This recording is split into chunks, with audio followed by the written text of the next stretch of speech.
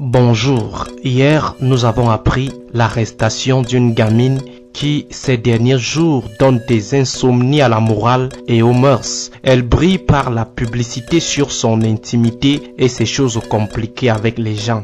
Elle a été arrêtée et en cours des mois d'emprisonnement. De façon hâtive, on est tenté de remercier les forces de maintien de l'ordre moral et social d'avoir mis hors d'état de nuire une Amazone de la déviance sexuelle en état de condensation, en état de maturation.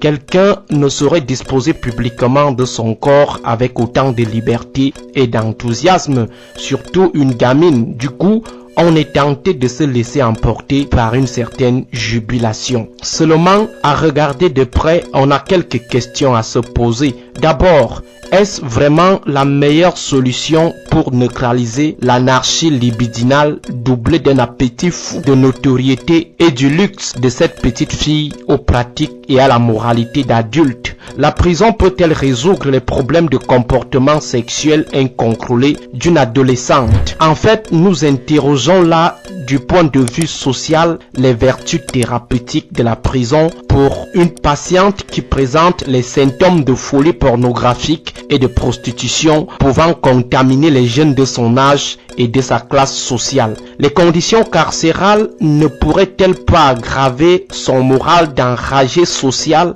qui reste déterminé à inscrire son nom au fronton de l'industrie du sexe? Et si le maintien de l'ordre psychologique était privilégié au détriment de son arrestation, puis sa condamnation probable?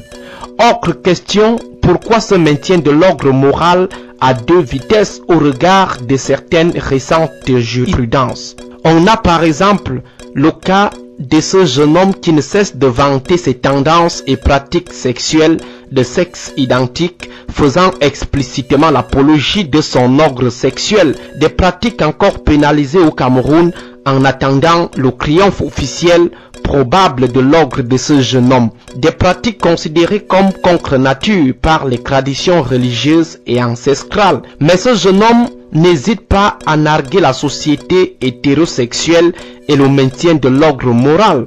On a aussi le cas de cet athlète de haut niveau qui n'a jamais été inquiété ni sa partenaire après la circulation sur les réseaux sociaux de plusieurs de leurs jeux compliqués.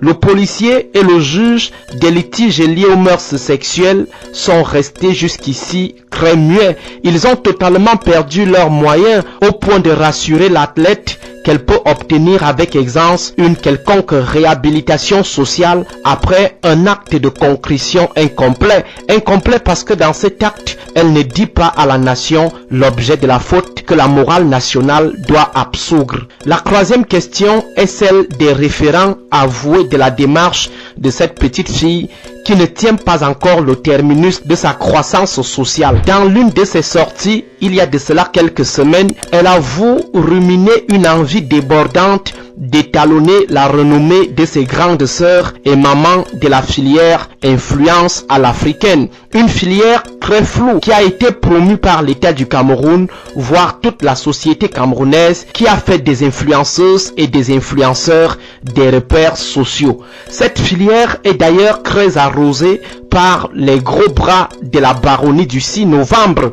Les produits de cette filière bénéficient de plus en plus des égards de la République. En matière de belle vie, de vie princière, selon leurs récits, ils viennent derrière les détourneurs de fonds publics. Vérité ou pas, notre petite héroïne du sexe, tout comme ses jeunes sœurs qui dorment sur les pages Facebook, TikTok et Instagram de ses grandes sœurs et mères influenceuses, pensent que la filière influence paye cher, paye gros. Alors, lorsque les autorités et la société camerounaise décident de dérouler le tapis rouge à cette nouvelle filière au contour flou, ont-elles pensé à la poussée mimétique? Est-ce qu'au lieu de jeter expéditivement celle qui jure main sur le cœur de porter le drapeau du Cameroun dans l'industrie mondiale de la déviance sexuelle, on ne peut pas adopter la posture du tous coupable de la cellule familiale à la présidence de la République qui fait voyager les influenceuses génocidaires en première classe aux frais du contribuable camerounais pour des missions dont elles seules maîtrisent la nature, la pertinence et l'opportunité? Lorsqu'un État coule, tout coule, tout s'écroule. Bonne journée à tous.